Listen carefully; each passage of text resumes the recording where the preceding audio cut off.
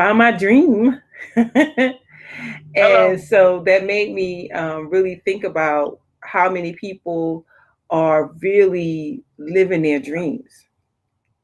We get so much. I can't hear you.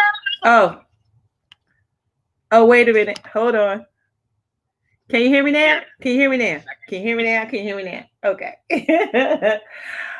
So I am in Atlanta, and my purpose for being here is to do some research and development to scout out areas to put my entrepreneur house slash healing house. And so I'm here, just to see where God is leading me. Dr. Loretta told me that God told her to tell me to look Mm-hmm. at Buckhead, and the first thing I said was like, "What?" Buckhead Yep. is like one of the most affluent neighborhoods in Atlanta. So I'm like, I don't know about that, but we're gonna see. So I'm here. I got here yesterday. Um, and it just made me think about, how many people are living their dream life or attempting to get to the life that they really want to lead. Like, are they taking the steps? Because, when you start making these kind of moves that I'm making right now to do this, and the first thing people will say to me, girl, how old are you? Why do people say that? How old are Mm-hmm. you? Like, you too old to go for your dreams. Like, what is that? You in your 50s, you should be sitting down. You should be who made these rules up? Where did these rules come from that says that when you get a certain age you can't go for your dreams, or you should be settled in whatever life that you're supposed to be settled in? And so I wanted to really expound on that, because it's disturbing that people think like that. And a lot of that is because they think small. So we want to really stop thinking small and plan for your dream life instead. Like, people are like, what? So, there's only two types of thinking in the world, right? You either have scarcity thinking or abundance thinking. And scarcity thinking is just that it's not enough. It's not enough. It's not enough for you. It's not enough for me. And I better hold on real tight to everything that I got because it's not enough. But abundance thinking is a belief that there's always enough, more than enough for everybody. And if you have that scarcity thinking, it's not your fault, because we have been taught since birth that there is not enough. We lived in it's not enough. It's not enough water. It's not enough money. It's not enough clean air. It's not enough food. But the truth is, there's abundance around the world. So there's more than enough to go around. Matter of fact, there is overflow of enough to go around. So if you look closer into this scarcity thinking, you'll be able to move on how to change that thinking to abundance thinking, so that you can really get to planning your dream life. So when you think about this scarcity mindset, right? And when you hear the things that come around scarcity mindset, right? When I explain how that looks, take a look inside to see if that's you or someone who is very close to you. So when you think small, when you have this scarcity mindset, right? No matter how hard you work, it'll never be enough, because your idea of scarcity, you even act like the you're in competition with the world for every breath that you take. You often tend to hoard things like money. You don't help others because they might steal your ideas. You often develop even a chip on your shoulder about the competition, people that's doing the same type of work as you. You may even be terrified of being replaced in aspects of your life, whether it's work or your personal life. You think that times are tough all around, and they're only going to get tougher. It may be even in this political climate. It might be what you see, the problems with the environment, the world, or other issues. You may even have limiting beliefs about love and what you think you can't love, that you can't love more people that than you do, because it'll cause other people to be jealous, or even you to act jealous. You tend to avoid risk, and you fear change. You may or may not have, these limiting beliefs that make you think small, but for most people, at least one or two of these ideas are lingering and cause you to think too small, limiting your potential. So let's look at what these beliefs are a little, more closely to describe how these examples are not true. So if you believe that there are finite resources, meaning there's just a certain amount of resources, this issue is something that, most people, especially on the planet, believe, because it's populated by, it's perpetuated rather by the media. And they're talking about all these things that are going on.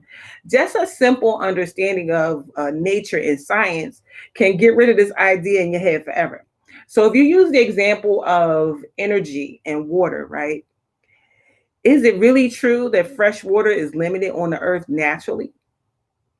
Is it true that there's only so much fossil fuel available for us to use? At the rate we use both water and fossil fuel, the story goes, it's going to run out. Even the chairman of Nestle said, we're going to run out of water. And I don't even think clean water is a human right. He said that. And this type of limiting thinking can absolutely cause wars. But what if you knew that fresh water could be created from seawater? Do you think we're going to run out then? Because it can. In Israel, they have a desalination of water, which means taking the salt out, and it's revitalized the whole country, right? They were having droughts and all of that, and they came up with this process. And the process can be completed using solar energy. So this brings us to the answer to the issue of fossil fuels. We can get infinite energy from wind, water, and the sun, and who knows what else. So as science works to find the answer, it really becomes clear that there's no shortage of resources, right? So we have to change the way we think so that we can now use this new thinking to create answers to old problems. So some people who are in this scarcity mindset, and I absolutely know people like this, who keep their ideas and knowledge to themselves. Matter of fact, they keep their ideas and knowledge to themselves so bad that when you start talking about your ideas and your knowledge, oh, you better patent that. Oh, you better not say that to nobody else, because you say that to somebody else, they're going to steal it from you. And they only are like that because they believe that only one person can make it. Only one person can make it with your idea. And so because you believe that only one person can make it, and that one person needs to be you, you don't share your thoughts or your knowledge with other people. Too focused. These people are too focused on being at the top of the food chain, and they don't realize that they're making their part of the pie smaller instead of bigger by being selfish with the knowledge. So there's numerous reasons that people keep knowledge to themselves. It's just not beneficial to do that. But the best example is how authors write books, right? They usually write a rough draft, right? They write the rough draft and then they edit it themselves a few times to make it better. Finally, the author turns over their completed manuscript to an editor. And that's when the real work begins, right? Because they collaborate on a project until it's perfect. And the combined knowledge of the editor and the author together is what makes the work complete. So the same could be said about any work or any idea. And I know that's true for me. When the more I share my ideas, the more people give me better ideas or tell me how I can enhance the idea. So I have never been that way. Matter of fact, I probably talk too much. But when you share it with the right people, you immediately get more ideas. Ideas that make the first one even better. It's true that someone could take your idea and use it for themselves, but often you simply end up with an even better product or service because of all the input you receive when you share the knowledge. Not only that, you help other people accomplish things they never thought they could by sharing this information, right? So these same people also have a hard time trusting people. So when you have limited beliefs, you suffer from thinking too small. And so they often have a hard time in relationships too, because they feel suspicious of anybody who's nice. They think people out to get them or take them for what they got. They don't trust other people if they feel like, whatever I got, I better keep it because they're going to take it. And so, and then the media spreads all of that too. But the truth is, the world is becoming way less violent, way less mean. It's just that most of the bad stuff is covered on the news, and we see it.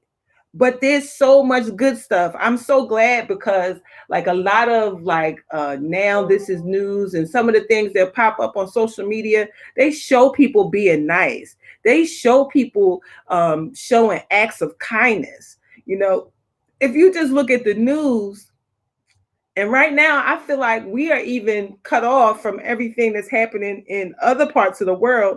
Everything that's on the news right now is all around COVID and all around the election. There's nothing else about what's going on in any other part of the world, only what's going on here. So we're kind of like in this closed box, and it makes you think that there's nothing good going on in the world. But when you look at the world as a whole, there is less poverty, there's less sickness, there's less war, there's less murder, and all of that in totality of the whole world. But when you're looking at one area and one thing, it looks like the whole world is bad, but really it's just in certain areas that's bad. It just depends on where you live, but you have to look at the whole picture of the whole earth to realize that people are becoming more kinder and more loving. And some of the people around us are even becoming more kinder and more loving, less selfish than they were in the past. And the main reason is that doing mean things to people, it just don't pay off. It really just don't pay off. Being violent hurts the person that's being violent, because you may end up going to jail or something.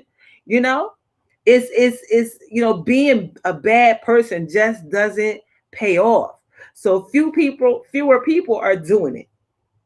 The example that they've seen of other people in those situations, they learning like, maybe that might not be the best way to go. And I've seen that even in my kids, like, things are changing. Like, maybe the way I was acting when I was younger isn't the way I should be acting now. I need to kind of like switch up, how I'm doing things. And I've seen that in so many people, to just change the way that you show up. Those examples are real. And most people, they just want to share, and most people do have really good intentions. So if you have that scarcity thinking, it is difficult for you to trust people, but try this experiment, right? If you're one of those people who just really don't trust people and just got that mindset to stay close, the next time you go out, instead of walking with your head down looking at your feet, lift your chin up. Lift your chin up, give some eye contact, smile at some people, try to be helpful. With all this COVID stuff, it got us so scared to do anything. We scared to touch people. We scared to be 6 feet close to somebody. Somebody was walking, this gentleman was walking in front of me, and he dropped his cane. And, I ran up to him and picked the cane up, and he looked at me like, oh my God. He was like, thank you so much. Because he couldn't get down there to get it. And there wasn't a soul coming to help him. You think God gonna give me cold and put me in helpful? So, I put, helped him with his cane and gave it to him. And, if I was, one of those people that was so afraid, they probably wouldn't even, nobody else ran up to help him. If you felt that bad, okay, you picked up the cane, put some hand sanitizer in and keep it moving. We can't be that way, so, try to be kinder while you're out. And for the most part, people are really nice. And so, just try that to see if that helps you to be, more open and more trusting. People who have the scarcity mindset, they really dislike competition. They automatically think that people that do the same type of work are in direct competition with you, but they're not. They're just trying to, make something great in the world just like you. You see how that happens even with football fans. They get in whole fights about rival football teams. Now, it's okay to have healthy, competitive, nature when it comes to, being a fan of somebody. But the fans that fight, hold on, pause. Is they giving you a part of their contract for you to be fighting for them? While you fighting, making bills, because that's what you're doing when you fighting, because you're going to get arrested. And once you get arrested, then you're going to end up having to pay bail. So you done made a bill. But do you think the Eagles or the Cowboys is coming to bail you out? While you fighting over them, like physically fighting or tearing up stuff? No. And you see that in a wild amount of rivalries between political enemies that attack each other, businesses that go after each other, these school competitions and rivalries, all this stuff. But most of it happens to the extreme when a person has that limiting belief or scarcity thinking. It's true that everybody can't sell the same thing and expect to earn enough money, but it's easier to make sales when the basic product is slightly different or better in some way. And that's why there's so many different makeup companies, jean companies, car manufacturing companies, and so on. They all make the same thing, but a little bit different. And so you decide what you like, and everybody is making money. So making that something a little different and better will pay off. But you don't have to destroy your competition by putting them out of business to do it. Instead, you can work together side by side. These car companies do it all the time. They all make the same exact car. If you look at Ford, Toyota, Lexus, they all make the same car. I saw this one Jeep. It looked like the Mercedes, the BMW X5, but it was a Jeep. And then I saw a Lexus and it was the same. I said, oh my goodness. I think I just noticed this a couple years ago. They make the same exact car, and the only difference is the emblem on it. Now, as these emblems go up in luxury, you get a better quality material, you get more bells and whistles and all that kind of stuff. Because a person that's a Mercedes driver will always be a Mercedes driver. A person that's a BMW driver will always be a BMW driver. So it's no competition. It's like people decide what they want, and you just have to be there to provide whatever it is they need. Some people like MAC makeup. Some people like Estee Lauder. Some people, it's your choice. Some people like Michael Jordan sneakers.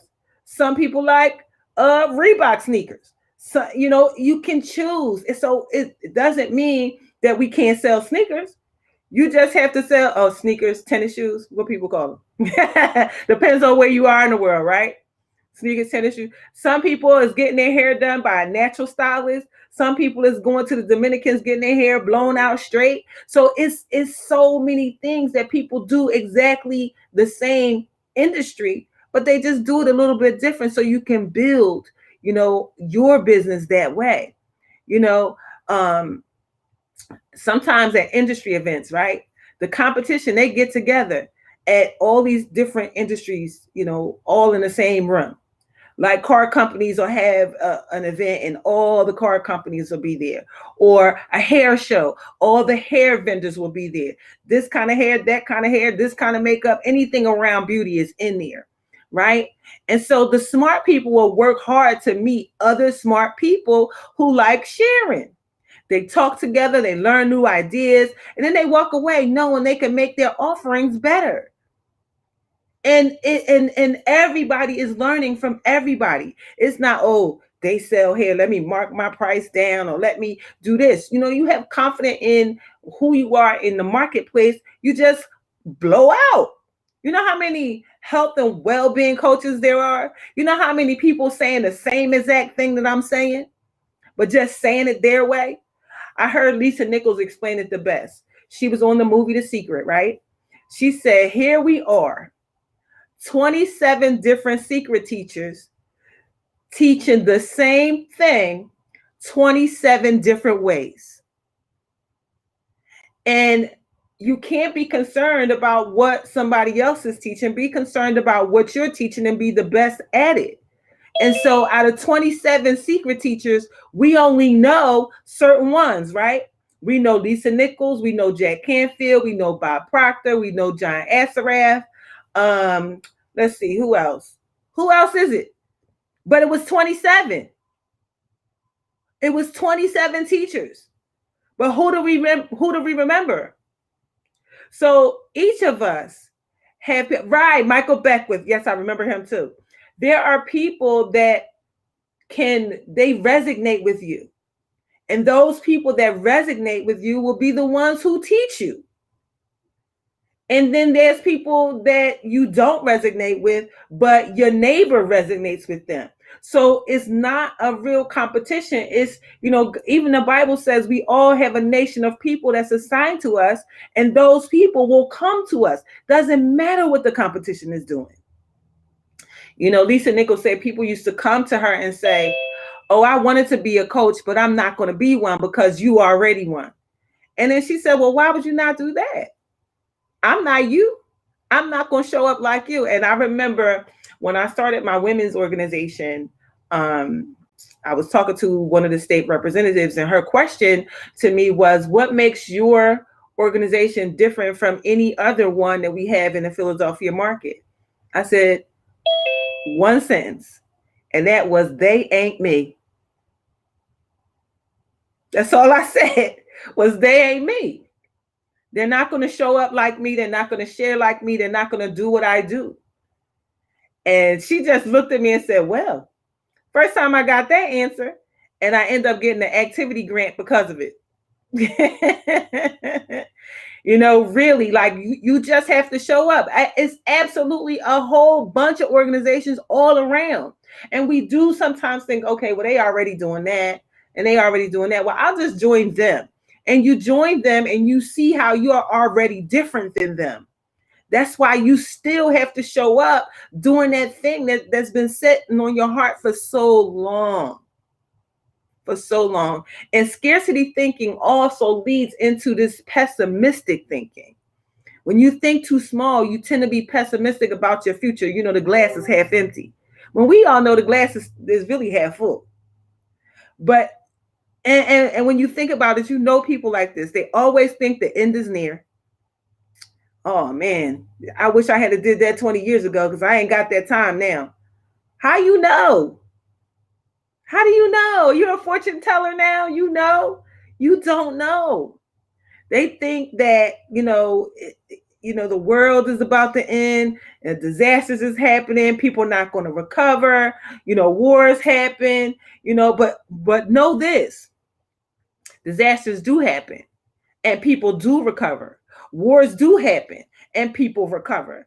All kinds of things. And yes, people die in disasters too. People die in war, but humanity lives on and usually gets better after every situation. You think after the first real bad earthquake in California that they didn't build buildings better? They have things called earthquake codes. You have to build according to the earthquake code. to a certain magnitude on the Richter scale. Your building has to be built that way. So we've experienced things and we've gotten better at things. When you go to Florida, right? Because Florida is so wet and rainy and they have hurricanes and all of that, most of the houses that you go to don't have carpeting on the floor. They have tile flooring. Tile flooring, why? Because it gets wet. It gets wet there. A lot. And sometimes the water might come up in your house. And so they have these, and they don't have basements. You notice a lot of the places that are in flood zones do not have basements. Because what would happen if the water came? What's going to flood first? Your basement. Your basement. So we learn by the experiences that others have had. We learn from disasters. We learn from wars, and we get better and better and better. So whenever you find yourself thinking that the future is going to be horrible and that there's no way to make it better, for you, you just have to look at the past for some of the answers that things are better. Read about history, watch historical documentation. Even historical novels and movies can give you some perspective so that you can see that the world is truly a better place. A better place today than it was 100 years ago, right? It might even take some education for you to accept it, but we got it good now. We got so much good stuff. You can go from, when Harriet Tubman came north, she walked to Canada from the South. Guess what? You don't got to walk. I had to walk from Philly to Atlanta. It took me 2 hours to get here in a plane. The world is a better place. How about if I wanted to go to Canada from here? I can fly. Yes, there are problems and there's so many areas that we need to do better, but overall things are better now than they've ever been. And they will continue to improve as we move forward in time. No matter what is going on, the world leaders, even if you sick, they sick, the experiences that we have will make the future different and better. The world leaders are going to come and go. People are living longer than ever. The work that doctors do with you during illnesses will help other patients, in the future. Sometimes it's hard to think like that and to get your own self off your mind, right? But in the bigger scheme of things, life is getting better. It's getting better for more people. The people who died of COVID early in this year, so many things have been done better that people are getting, they're getting cured and getting cured faster than when it first hit. So know that in the bigger schemes of things that, all of the things that we experienced in the past count for something. It counts for something what you experience. Even if you're currently not where you want to be, more people are where they want to be than any other time in history in the earth. Scarcity thinking also gets you to not want to take risks. And there's nothing wrong with being careful about the risk you take with your life, or other people's lives, your money, all of that. But if you're not willing to take any risk, you're going to end up being very lonely and probably broke. Just leaving the house every day carries some risk, right? When you go outside, we don't know. Putting your money in the safest credit union still has some form of risk. Living the life of your dreams also will require you to take some risks. They can be and should be educated risks, though.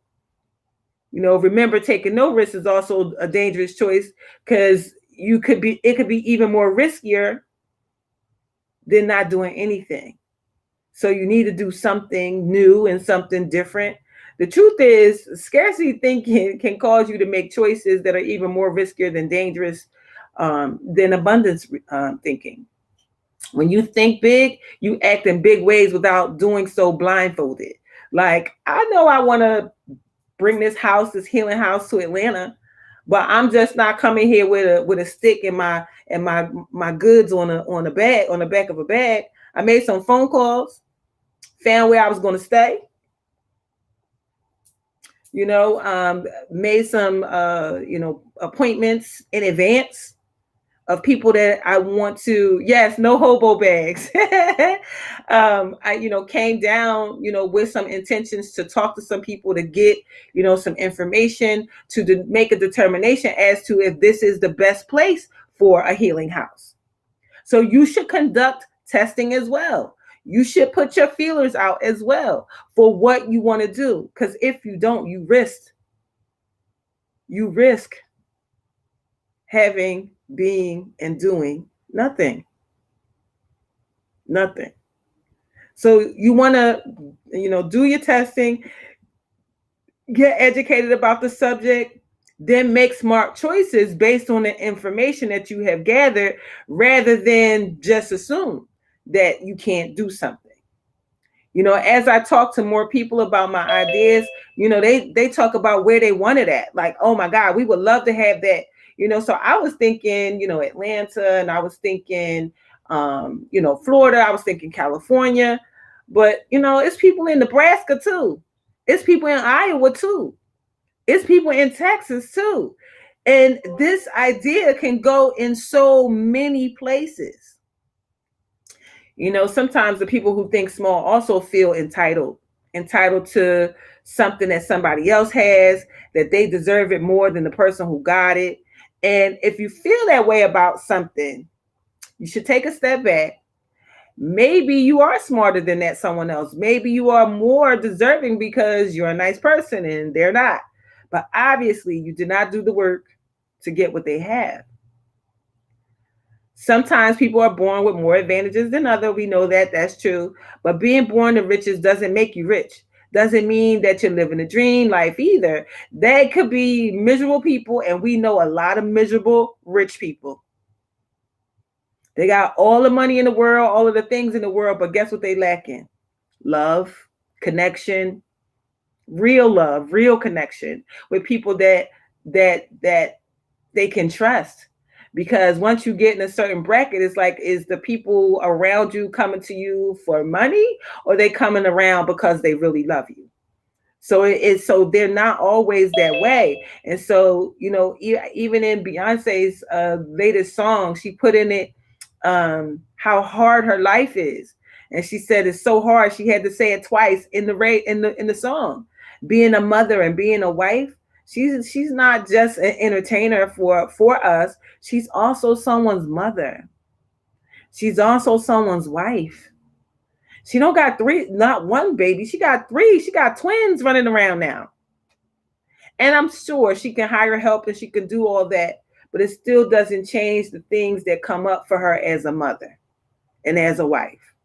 And so she said how hard it is. So, we are sometimes looking at people's lives saying we wish we had it, but you have no idea what their experience is like on the other side of the door that we can't see. So, yeah, so don't be jealous.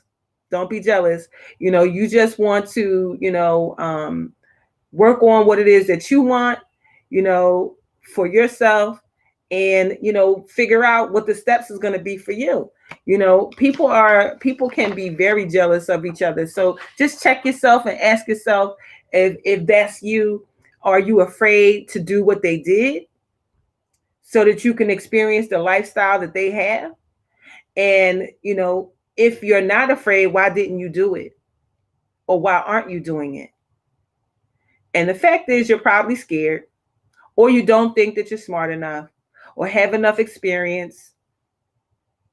We can get anything. We can go to YouTube University and become an overnight success. Where YouTube University is so much. We got Skillshare, we got Smart Majority, all these different places where you can go and learn. You got Pinterest. Anything that you want to learn, you can learn it. You can learn anything.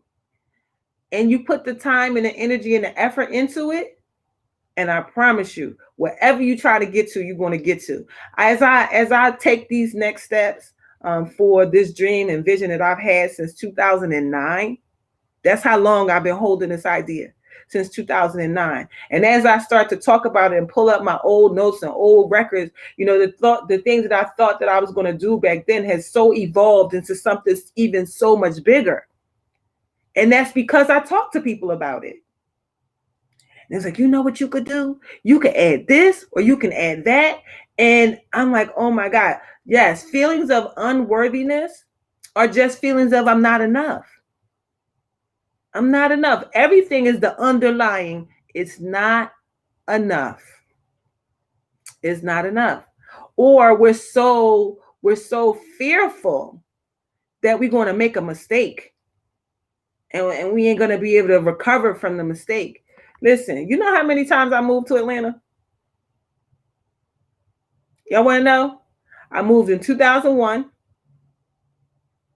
left in a year, moved back again in 2015, left 3 years later, and now here I am again on the ground, looking again.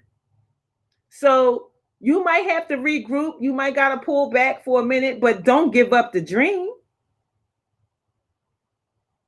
Don't act in fear. Limiting beliefs will make you fearful, make you say, oh my God, I can't do that. I'm going to lose everything if I do that. And you don't even have to make anything permanent. Nothing is permanent. This is just, what I'm on right now is what they call a look-see. I'm coming for a look-see. And sometimes you got to go do a look-see to see, especially if you are not satisfied in the life that you live in. If you're not living in the house you want to live in, you're not driving the car you want to drive, you're not doing the work you want to do, I think that is the worst way to live. That's my personal feeling about it. Like, you really, no, we not stuck. We have free will. God gave it to us. You have free will to change, to do, to be, to have whatever you want. And we think so small. We're so scared. We don't have no self-confidence. But you the bomb in your house. Everybody want to come to your house and eat because why? You the best cook. You've been catering for every event, for the baby shower, for the funeral, for the wedding, for all of that. But you too scared to open a catering company. Or I had this one aunt that used to come to I used to invite her to everything because she cleaned the house up after everything was over. She cleaned oh my God, I got to make sure Aunt Bonnie is there because Aunt Bonnie is the best cleaner ever. Or if it's going to be kids there, I know they invite my sister because my sister is the best person with patience when it comes to kids. So if you're the best cook, that's a catering company, right? And they call them chefs now. Chefs make 6 figures. My one chef friend, not only does he do big events, but he also does dinner for 2 at people's houses. Come to their house and cook a dinner for 2. So that's a chef if you're a really good cook, right? Then if you are somebody who's the best cleaner, that's a whole cleaning company. Coming into residences and cleaning. And right now, cleaning is at an all-time high. They need people to come and clean and clean and clean and clean and clean and clean and sanitize and sanitize and sanitize. So that's a good business, right? And then if you're the person who has the best patience with children, that's a daycare. That's a nanny. That's an au pair. These au pairs, nannies, oh my goodness, they make so much money. So the things that you take lightly or take for granted, somebody else needs you to do it for them. One of my friends, I was with them this week, and they suggested that that I do something called a power hour, and then we upgraded it to the Empower Hour, and I never thought of it in my life. So this Empower Hour is something that I would market because this is what he said. He said, I need some Darlene Rose energy. Just come over. I'm gonna pay you. I just come over. I just need you to come over, talk with me about my ideas, whatever. And he said, I feel so empowered when you leave. So Empower Hour is now a line item in my business because somebody else thought of it. And all I'm doing is just being me. An empower hour. Are you the person that whenever you come around, you make people happy, you give people hope? Is that you? Then you can offer an empower hour in your business. An empower hour. Just come over, sit, cook, eat, do whatever. Like, I just need some Darlene Rose energy. My day is not going right. Please. And that's not the first time I heard that. But that's the first time I heard somebody say, make it a business move. How much would you pay? 25? 50? You know, I work for food. You got food? And so wine? I work for food. So all of that. So we got to start thinking big, having an abundance mindset. Once you realize that all that stuff we just talked about, you don't want none of that in your life. So you want to change that to more abundance. So start sharing your knowledge. Start talking to people about what it is that you want to do.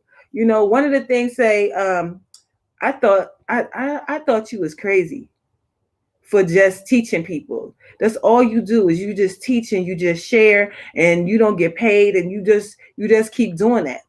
But you know, I have been doing that and I enjoy doing that, right? But Dr. Loretta said that's seed in the ground. And then Faith said to me too, that's seed in the ground, girl. You know how much money you would have gotten paid if you asked to get paid. So that's seed in the ground. That's going to come around. And absolutely, I can tell you, I'm living my seed coming around. Because people open their homes to me. They pick me up and take me places. They do things that I need done because of all the seed in the ground. And just because you seed into one thing doesn't mean that where you seeded it to, you're going to get it from. You seeded it, God sees it, and He's gonna send somebody else. You might have loaned somebody $500 and they ain't never paid you your money back, right? But then you turn around and this person said, listen, I was thinking about you and I want to just drop this off and give you $500 from somewhere else. But what you got to do is kind of cancel out the other debt. But what we do is like, no, well, she still owe me $500. Like, no, you got your money back. So just chill out. So just love sharing your knowledge, teach people, you know, what it is that, you know, learn to love your competition and what you can learn from them. Because if you want to do something, research what's already out there. Figure out how you can be bigger, better at what you see already out there. You know, there's a lot of things going around. There's a lot of different new businesses. We've been on this lockdown and the new lockdown is coming. Is that what I'm hearing, right? So in this lockdown, what can you do? How can you pivot? How can you turn your business to something else? People have went from seeing people in person to doing everything virtual. I call it pivot power. We all got pivot power. So what's your pivot power? How can you change what you love to do to offer it virtually or to offer it in a way like one of my friends, her mom makes cupcakes and she had just started it before COVID. So she's making cupcakes for these events and all this kind of stuff. Now, all of a sudden, there's no events. Well, people are in their homes and it's usually 2, 3, 4, 5 people in the household. And so she started marketing to families that's in the house. And guess what she does? No contact delivery. You order it, you say what you want, and she's going to drop it off at your front door. Chocolate cupcakes, strawberry cupcakes, vanilla cupcakes, whatever kind of cupcakes you need, she's going to drop them off at your front door. Pivot power. What is it that you're doing? Pivot power. I could see, instead of going to your house for your Empower Hour, I could see you on any social platform. You know, people can call you from Instagram. They can call you from Facebook. People can call you. They don't even have to have your number. Yes, we stopped on a dime and had to pivot quick. And so now we don't know how long this next lockdown is going to be. You know, with stores and this and that. So you got to make sure you got everything you need in your house. That's another conversation. Y'all know that, right? And so when you are talking to people about whatever it is that you do and you show up and you're the best at it, you know, love delivering above expectation work. I do. I do love that when people tell me that they've taken something that I shared or whatever, or when I see other people sharing my videos, sharing any information that I might have put up. Last week I put up the antiviral herbs. Then I know that that is great information that people were able to use, and they're using it in their everyday lives. That's all we want, is for people to be able to use the work that we're doing. You know, being optimistic about your future, knowing that the glass is always half full, there's always something better. You don't have to have this or that. You can have this and that. Why we got to have this or that? We can have this and that. What is your dream? Have you written it down? You know, take a chance, go somewhere, go look around. You know, we can still take a drive in the car and go look around neighborhood. You ain't got to get out. That's what I'm gonna do while I'm here. I'm so grateful, be not afraid to take a little risk, calculated, educated risk, right? And as you are doing that, you're not going to just jump out the airplane without the parachute, right? It means you're going to ensure that your parachute is ready to open when you jump. And the way you do that is you make a detailed plan that you studied and tested, and you're reassured that your actions are more than likely going to lead to success. That's the difference between investing your money in a diverse way and investing it all in one bank or one person. Both of them have risk, but diverse investing is always less risk. So I didn't shut down my house and throw out all my groceries and say I'm leaving Philly without nothing. I'm making some calculated risk by coming here, spending time here, meeting with people to determine if this is my location. I don't know. And in it, I'm grateful. So stay in gratitude. As you begin to experience any success, it's important to feel grateful instead of afraid. In the spirit of gratitude, you can only be grateful. You can't be anything else. You can only be grateful. You can't be sad, you can't be angry, can't be hurt, can't be scared, can't be nothing. You can only be grateful. So gratitude is the best attitude, is going to bring more things to you by being that way. Being grateful is an abundant emotion. The fact is, the more grateful you are about your life, the more you'll work to ensure that you have the life that you dream about having. I know that all of y'all going to end up coming to my house. You're going to come to the healing house for healing. And if we still social distancing, we'll be doing that in the house of healing. I am very confident. And so you need to be confident too. Feeling confident about your abilities. I'm confident in how I can show up. So sometimes we got to work on our confidence if it's difficult. Most people, are walking around what they call that imposter syndrome. So most of the successful people, aren't really enjoying what they have because they're not confident in their own abilities. And, the fear that they could lose everything in a moment. But confidence is something that you build upon as you experience more success and failure, and make it through by both learning lessons. Losses are lessons. Anything that you are doing that hasn't turned out the way that it's a lesson. You learn from it, right? Even something as simple as loaning money to somebody. They ain't give it back. Not to loan that to them no more, right? So losses are lessons. So we're going to learn these lessons along the way. I've learned them over the years. Since 2001, I've been on this journey. I'm 19 years in. They talk about, the guy that made the light bulb took 10,000 tries to get it. Suppose he stopped. I'm only 19 years in, 19 times. 3 times, 19 years. Edison. I'm supposed to quit? He was an old man by the time he got it right? So I still got a lot more living. I'm vibrant and excited and ready to meet and greet and talk and figure out. And so we got to be the same way about our stuff, and keep doing things is going to help you to really, get to it. So be confident knowing that, what you need is already here. I think that was Crystal West, my favorite quoter.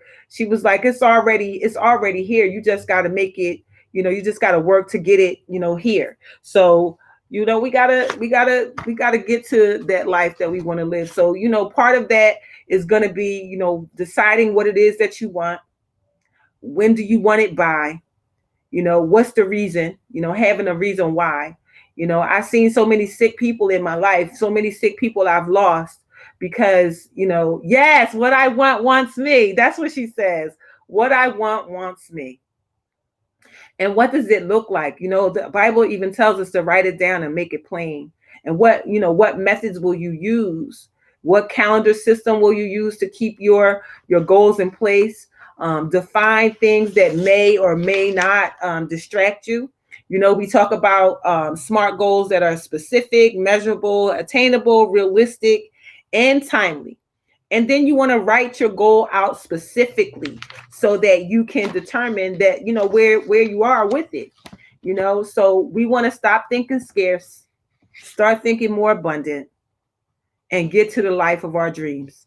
You know, and if you start doing it and you start putting one foot in front of the other, you then will give other people permission to do the same thing. So every day when I wake up and I have things to do, and sometimes I feel like, what was you thinking? Why are you doing this? I start thinking about the people that are watching me. As you do what you're doing, people are watching you, and they want to see that what you are doing is working. And when they see you keep trying, keep doing, I know what y'all saying about me. I know, because I hear it. I hear it. But every day I put one foot in front of the other. Every day I hop on a plane. Every day that I show up and sit in front of the Dr. Lorettas of the world. Every day that I sit in front of somebody else and create something new. It gives all of you who are watching, listening, and learning from me, it gives you the permission to do the same thing. So that is my mission and my goal, to keep on showing up, to keep on sharing, to keep on showing the way to the people who don't think they have a way. So stop thinking scarce, start thinking abundant, be grateful, set your goals, and get to the life of your dreams. Because guess what we know? The more people that are happily living the life of their dreams, the happier the world will be. The more money you make, the more money you'll give, the more people you'll take care of. And guess what? The world will be a better place. So the world needs you to get to your dream so that we all will be okay. Back to you, Mr. Sedgwick. I tried. I give it up.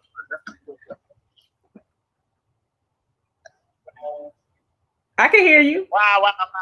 You can hear me? Yes, I can hear you. You hear that? Yes, I hear you. You hear that? Yes. You low, but I can hear you.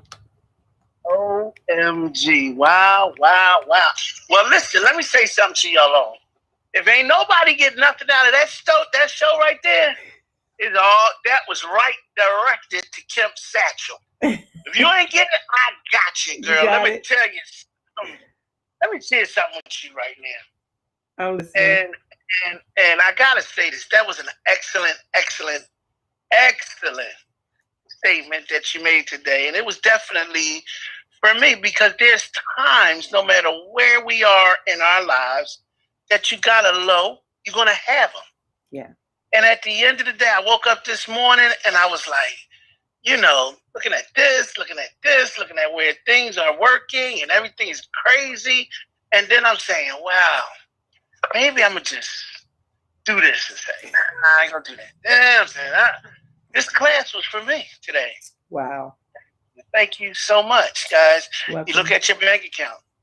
It ain't working the way I wanted to work. And they ain't doing it. You know, you got this going on.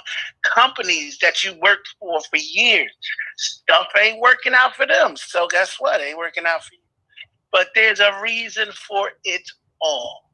Yes. Because no matter where we are or no matter where we have been, at the end of the day, this too will pass.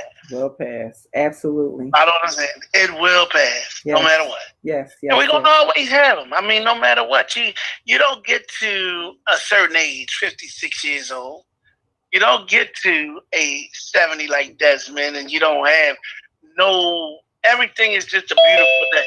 Absolutely. You can't do. Absolutely. You know what I mean? And like you say, you can't. Even sometimes with our subconscious, it seems like we want to go back. Yeah. To where we were at one time, man. I can't do that. Nope, not doing that. Gotta keep. I look at it. You gotta keep it moving, guys. You gotta keep on. Listen, here, why are you getting a TV? I said, well, you're getting a bigger TV today. Well, guess what? Because it shows progress. It keeps me moving. Yeah. At the end of the day, we are where we are.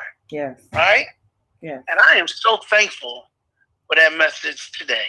That one was for me. I'm glad. I'm so glad because you especially people listen to you, they follow you, and we are the ones that's not allowed to sit in the corner and do nothing. Yeah, because we are the evidence for so many. So you just can't. So I'm glad that it was timely for you, and I'm certain quite a few other people, because people think that this, say, is this life all there is? They're thinking that this is all there is. This isn't all there is. There's so much more. There are people. I was in Philly, and Philly, I live near Broughton Hunting Park. All around Broughton Hunting Park is all boarded up. It's not enough food in the grocery store, around the corner from me. But then I went to Dr. Loretta's house. She lives in North Jersey. And I ended up going to the grocery store in Marlton, New Jersey, the ShopRite. It don't look like nothing going on over there. Nothing is boarded up. Not a thing. Not a thing. I had been trying to buy some salmon steaks. No store on the north side of Philadelphia got salmon steaks. None of the stores. But I walk up in the ShopRite in Marlton, New Jersey, and they have an abundance of them. Matter of fact, the seafood section was so full and pretty.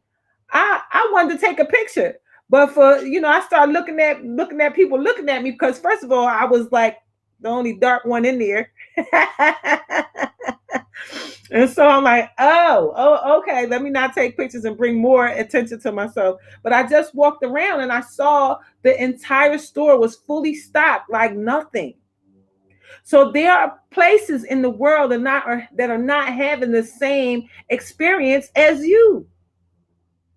So no, sometimes you got to pick it up and move around and go someplace else. I think that was Sam Kinison. He's he passed away. He's a comedian. And he always talked about those commercials that they do with people that are hungry. And he says, who's taking the pictures? Who is the person running the camera?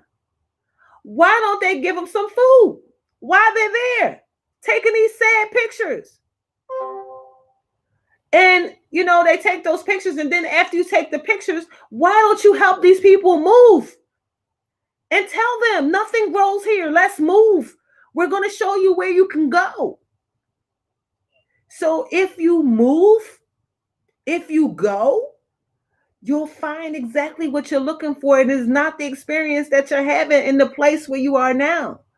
And yes, does it take being brave? Absolutely. Dr. Loretta's family, her family is one of the first 15 families to homestead Kansas, right? And the reason her great-great-grandfather went was because he said, if I go to Kansas, I can own my land. If I stay here with these same slave masters and become sharecroppers, it's the same old group. It's the same old song. The only difference is they technically don't own me, but I'm still doing the same work. He like, no, we got to go. Her grandfather was a visionary because when they said it to the people, the first thing they said was, what's a Kansas? But they picked up and they left.